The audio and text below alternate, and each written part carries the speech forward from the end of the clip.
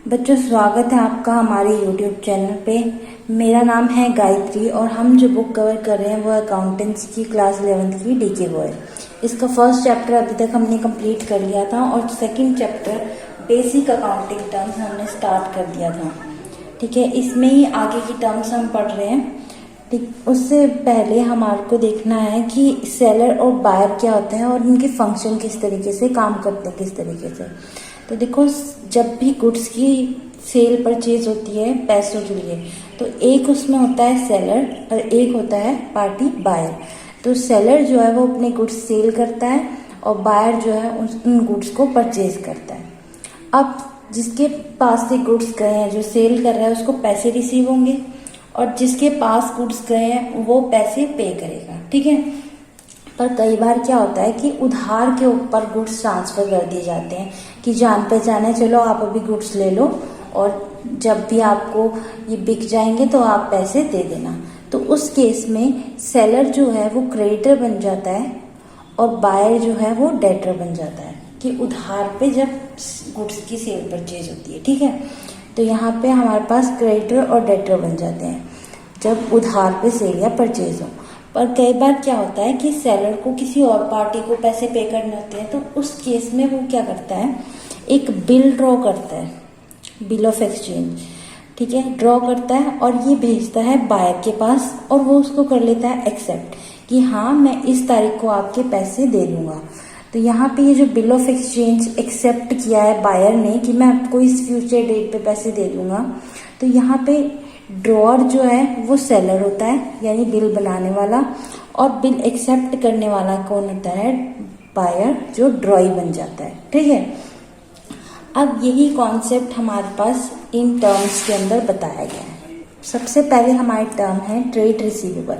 तो trade receivable में वो अमाउंट आ जाती है जो भी पैसे हमने रिसीव करने हैं, कि हमने बिजनेस एक्टिविटी करी, सामान बेचा और हमारे को पैसे रिसीव होने बाकी हैं। ठीक है, तो trade receivable refers to those amount receivable on account of sales of goods and render of services by the company in the normal course of business. यानी जो भी उसने बिजनेस के अंदर सेल करी है गुड्स की, उसके लिए पैसे रिसीव करेगा, तो वो क्या आ जाएंगे, ट्रेड रिसीवेबल।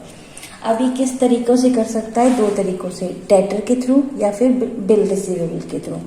डेटर्स मैंने बताया कि ये क्या करते हैं, वो पर्सन होता है या फर्म होती है जो गुड्स ले चुकी है किसके ऊपर, उधार के ऊपर, या सर्विस ले चुकी है उधार के ऊपर और पेमेंट अभी बाकी नहीं करी है, अभी पेमेंट अभी पूरी तरीके से चुकता नहीं करी है। ठीक है, नेक्स्ट हमारे पास टर्म है इसके अंदर बिल रिसीवेबल। तो बिल रिसीवेबल मैंने अभी बताया कि बिल ऑफ एक्सचेंज क्या हो जाता है, बिल रिसीवेबल बन जाता है for the person who draw it. जो ड्रॉअर है, जो सेलर है, वो ड्रॉ करता है तो वो ड्रॉअर हो गया, और वो क्या करता है, उसको भेजता है and get it back after it's acceptance from the drawer. यानी कि जो बायर है वो उसको एक्सेप्ट कर लेता है। तो यहाँ पे जैसे वो बायर एक्सेप्ट करेगा तो ये बिल रिसीवेबल बन जाएगा। ठीक है, अब ऐसे ही हमारे पास सेकेंड टर्म है ट्रेड पेबल। ट्रेड पेबल क्या होता है, ट्रेड पेबल है, मान लो मैंने कोई गुड्स खरीदे हैं, मुझे पैसे देने हैं, तो मेरे लिए वो क्या होगा, ट्रेड पेबल। तो trade payable is the amount payable on account of goods purchase और service taken in the normal course of business. यानी कि कोई गुड्स खरीदे हैं या कोई सर्विस ली है तो उसके लिए अभी पैसे पे करने बाकी हैं, तो वो ट्रेड पेबल में आ जाएंगे। ठीक, अब इसमें टर्म आती है क्रेडिटर और बिल पेबल। देखो, क्रेडिटर कौन होता है, क्रेडिटर वो रिप्रेजेंट करता है पर्सन या firm from whom goods have been purchase, जिससे सामान खरीदा गया है उधार के ऊपर, या फिर कोई सर्विस ली गई है और उसकी पेमेंट क्या है, अभी has not been made to them, payment अभी नहीं करी। ठीक है, तो क्रेडिटर हमारा कौन है, जिससे हमने सामान ले लिया और पेमेंट नहीं करी। अब बिल पेबल क्या है, बिल पेबल मैंने बताया था अभी कि अब bill of exchange become bill payable for the person who accepted. यानी बायर के लिए जब बायर एक्सेप्ट कर लेगा कि हाँ मैं ये पैसा दूंगा आने वाली फ्यूचर डेट पे, तो वो क्या हो जाएगा, उसके लिए बिल पेबल बन जाएगा। ठीक है, ड्रॉअर के लिए क्या हो जाता है हमारे पास, बिल रिसीवेबल, और वहीं ड्रॉई के लिए क्या हो जाता है, बिल पेबल। ठीक है, तो ये था कॉन्सेप्ट ट्रेड रिसीवेबल और ट्रेड पेबल का।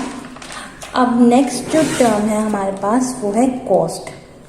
कि कॉस्ट क्या होती है। देखो, किसी भी चीज़ का खर्चा आना, किसी भी चीज़ का खर्चा आना, उसको बेचने के लिए पहले जो खर्चा करते हैं हम, ठीक है, उसको क्या कहते हैं हम, कॉस्ट कहते हैं। Cost can be termed as the amount of resource given up in exchange for some goods और सर्विसेज। गुड्स और सर्विसेज के लिए जो भी हमने कोई रिसोर्स गिव अप करा है, और ये रिसोर्स क्या है, या तो मनी होगा या फिर मनी इक्विवेलेंट होगा, यानी या तो मनी होगा या फिर मेजर करा जा सका कर सकते होंगे मनी टर्म में। ठीक है, नेक्स्ट टर्म है हमारी वोचर। वोचर क्या होता है, ये डॉक्यूमेंट होता है, ये हमें बताता है कि कौन कौन से अकाउंट डेबिट और कौन से क्रेडिट हुए हैं, यानी सामान कितना गया है, किसके पास गया है, ये सारी इंफॉर्मेशन हमें कहाँ से मिलती है, वोचर से मिलती है। और इसी के थ्रू हम क्या करते हैं, रिकॉर्ड करते हैं बुक्स ऑफ अकाउंट में।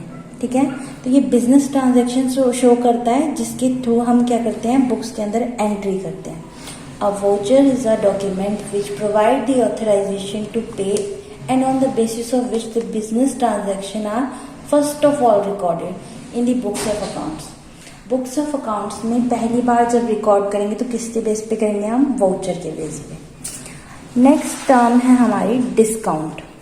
डिस्काउंट तो आप सबने सुना होगा, कई बार क्या होता है, आपको डिस्काउंट दे देते हैं जो भी शॉपकीपर वगैरह होते हैं, क्योंकि उनका सामान या तो निकल नहीं रहा होता है या फिर किसी वजह से वो डिस्काउंट करके उस सामान को जल्दी जल्दी बेचना चाहते हैं। ठीक है, तो डिस्काउंट क्या होता है, is either allowance offered by the seller of goods out of the selling price, या तो सेलिंग प्राइस में से वो कम करते हैं गुड्स की, या फिर वो डिडक्शन करते हैं मेकिंग प्रॉम्प्ट पेमेंट। जब आप कोई बड़ी सामान खरीदते हो, ठीक है, जैसे बहुत बड़ी 10 लाख की मान लो मशीनरी खरीदी आपने, 10-12 लाख की, उस केस में आपने एकदम से पेमेंट कर दी, तो वहाँ पे क्या होता है, आपको कुछ डिस्काउंट मिल जाता है। ठीक है, तो वो उस केस में आपको डिस्काउंट मिल जाता है। जब आप बल्क में खरीदो या आप कोई बड़ी आइटम खरीदो और उसकी पेमेंट तुरंत की तुरंत कर दो, तो वो जो होता है बेचने वाले वो आपको डिस्काउंट देते हैं। तो यहाँ ट्रेड डिस्काउंट है और कैश डिस्काउंट है। तो ट्रेड डिस्काउंट वो होता है जब डिस्काउंट अलाउ करता है seller to its customer at a fixed percentage, वो फिक्स्ड परसेंटेज पे करता है। और वहीं कैश डिस्काउंट कब अलाउ करते हैं, allow to customer for making prompt payment, यानी तुरंत की तुरंत पेमेंट कर दिया आपने तो आपको डिस्काउंट मिल जाता है।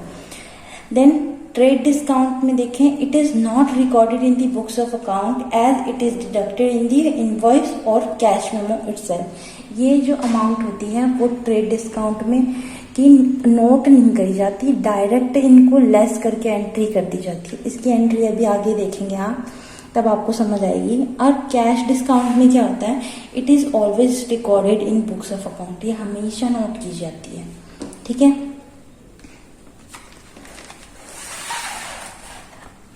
अब यहाँ पे देखो रिबेट क्या होता है। रिबेट वो रिडक्शन होती है गुड्स की वैल्यू में, जो कि गुड्स बिक चुके हैं। ठीक है, आपने सामान बेच दिया, ठीक है, वहाँ पे कोई डिफेक्ट निकल गया उसमें, या कुछ 19-20 का फर्क आ गया, ठीक है, तो ऐसे केस में सेलर क्या करते हैं कि चलो आप रख लो, थोड़े पैसे कम दे देना। तो वो जो पैसे कम दे देना वो किस में आ जाता है, हमारा रिबेट के अंदर। It is reduction in the value of goods sold allowed by the seller after the goods have been sold। जब गुड्स बिक चुके हैं उसके बाद रिडक्शन जो मिलती है उसको कहते हैं हम रिबेट। ठीक है, नेक्स्ट है हमारे पास goods and services tax. Goods and services tax तो आपको वैसे पता होना चाहिए, क्योंकि आप हर चीज में पे कर रहे हैं। ठीक है, आप कोई भी छोटी से छोटी चीज ले, बड़ी से बड़ी चीज ले, आप उसमें गुड्स एंड सर्विसेज टैक्स पे करते हैं। तो ये क्या है, सारे जो इनडायरेक्ट टैक्स हैं, जैसे excise duty, sale tax, VAT, service tax, इन सबको मर्ज करके ना एक सिंगल टैक्स बना दिया गया है, सिंगल टैक्स रिजाइन, जिसमें कि जीएसटी हमारा फॉर्म हुआ है। तो जीएसटी का क्या होता है कि कुछ परसेंट से गवर्नमेंट आपकी जो भी सामान आप खरीद रहे हैं, बेच रहे हैं, उसमें चार्ज करती है। तो जब भी जीएसटी क्या परचेज करेंगे आप कोई भी सामान, तो आपको जीएसटी पे करना पड़ेगा। ठीक है, परचेज के टाइम आपको जीएसटी पे करना पड़ेगा, और अगर आप कोई सामान बेच रहे हैं तो उस टाइम आपको जीएसटी कलेक्ट करना पड़ेगा। दोनों ही क्यों करने पड़ेंगे? ताकि आगे गवर्नमेंट को टैक्स पे किया जा सके। यहाँ पे जब आप परचेज करोगे तब आप जीएसटी पे करोगे, और जब आप सेल करोगे तब आप जीएसटी कलेक्ट करोगे। ठीक है, जो भी अमाउंट का, मान लो 100 रुपये की आइटम है तो 100 रुपये में कुछ परसेंट जीएसटी लगा के उसमें आपने कलेक्ट करके आगे गवर्नमेंट को देना है। ठीक है,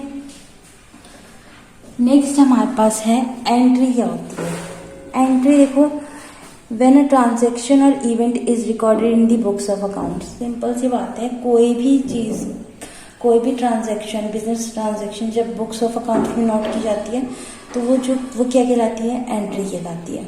जैसे purchase account debit to cash, ठीक है, cash account debit to sales, ये सारे क्या होगी? एक तरीके से एंट्री होगी। इसका पूरा चैप्टर है जनरल एंट्री का, आपको आराम से समझ में आ जाएगा अभी। फिर नेक्स्ट टर्म है हमारे पास बैड डेब्ट्स। बैड डेब्ट्स क्या होते हैं? मान लो मैंने उधार पे सामान बेचा, अब मैंने बेच दिया, वहां पे क्या हो गया? जिसको सामान बेचा था और वो तो क्या हो गया? इंसॉल्वेंट हो गया, या किसी वजह से वो अमाउंट रिकवर नहीं हो पाई। ठीक है, रिकवर नहीं हो पाई तो वो अमाउंट कहाँ चली जाती है? बैड डेब्ट्स के अंदर। Amount that has become unrecoverable from a debtor, जो डेटर से रिकवर ना हो पाए, और it is business loss and debited to P&L account. ये बिजनेस का लॉस है और पी&एल अकाउंट में क्या होता है? डेबिट होता है। नेक्स्ट टर्म है हमारी इंसॉल्वेंट। इंसॉल्वेंट, देखो इंसॉल्वेंट जो टर्म है वो क्या दर्शाती है? वो एक पर्सन या फर्म को शो करती है, पर्सन या फर्म को शो करती है which is not in a position to pay its डेब्ट। यानी कि जो उसकी देनदारियां हैं, जो जितने बंदों के उसने पैसे देने हैं, वो उस पोजीशन में नहीं है कि वो पैसे लौटा सके। ठीक है, मान लो आप ये देखो कि ऐसी सिचुएशन है कि आपके पास पैसे है नहीं और आपने पैसे देने हैं, तो उस केस में वो क्या बन जाता है? इंसान या फर्म इंसॉल्वेंट बन जाती है। और वहीं सॉल्वेंट क्या होगी? वो पर्सन जो ऐसी पोजीशन में है कि वो अपने डेब्ट्स चुका सकता है, यानी अपनी जो भी जिससे भी पैसे लिए हैं या जिसको पैसे देने बकाया है उनको पैसे दे सकता है, तो वो क्या हो जाएगा? सॉल्वेंट हो जाएगा। नेक्स्ट है हमारे पास स्टोर्स। स्टोर्स क्या होता है? ये डिनोट करता है material held by an enterprise for the purpose of consumption in the business and not for resale. यानी कि वो सामान जो बिजनेस के यूज के लिए है, रीसेल के लिए नहीं है। जैसे कि ल्यूब्रिकेंट्स, यानी जो ऑयल्स वगैरह होते हैं, इंजन ऑयल होते हैं, वो सारी चीजें, या फिर स्पेयर पार्ट हो गए, मशीनरी के पार्ट कुछ हो गए। ठीक है, तो ये पैकिंग मटेरियल हो गया, ये सारी चीजें रिसेल के लिए नहीं होती, ये सारी चीजें किसके लिए होती हैं? बिजनेस के लिए होती हैं। ठीक, नेक्स्ट है हमारे पास रिवेन्यू। रिवेन्यू क्या है? वो पैसा जो हमारे पास कहाँ से आया है? गुड्स की सेल्स से आया है। कोई हमने बिल्डिंग मान लो किराए पे दे रखी है तो वहां से किराया आया है, या कोई कमीशन हमें रिसीव हुई है, या कोई फीस हमें मिली है सर्विस देने पर, या फिर इंटरेस्ट या और डिविडेंड। ठीक है, इंटरेस्ट किसी इन्वेस्टमेंट पे और डिविडेंड कोई हमने शेयर्स ले रखे हैं उसके ऊपर। तो ये सारी चीजें किस में आ जाती हैं? रिवेन्यू में, जब भी हमें इन सोर्सेज से पैसा रिसीव होता है। और रिवेन्यू फ्रॉम ऑपरेशन क्या होता है? सिर्फ वो पैसा जो सेल्स ऑफ गुड्स से आया है या सर्विस दे के आया है, जो हमारे बिजनेस की सर्विस है या हमारा बिजनेस का जो गुड है वो बेच के आया है। ठीक है, फिर हमारे पास की टर्नओवर क्या है? देखो, टर्नओवर एक पर्टिकुलर पीरियड की, यानी एक साल की टोटल जो सेल होती है ना, उसको कहते हैं टर्नओवर, और ये बहुत इंपॉर्टेंट टर्म है। लाइफ स्टॉक क्या होता है? जो भी डोमेस्टिक एनिमल आपने पाल रखे हैं, कैटल है, हॉर्स है, तो ये जो बिजनेस की जो जानवर होते हैं उनको कहते हैं लाइफ स्टॉक। ठीक, नेक्स्ट हमारे पास है इन्वेस्टमेंट। इन्वेस्टमेंट क्या होती है? तो ये होता है deployment of fund in the shares और debenture of company to earn return.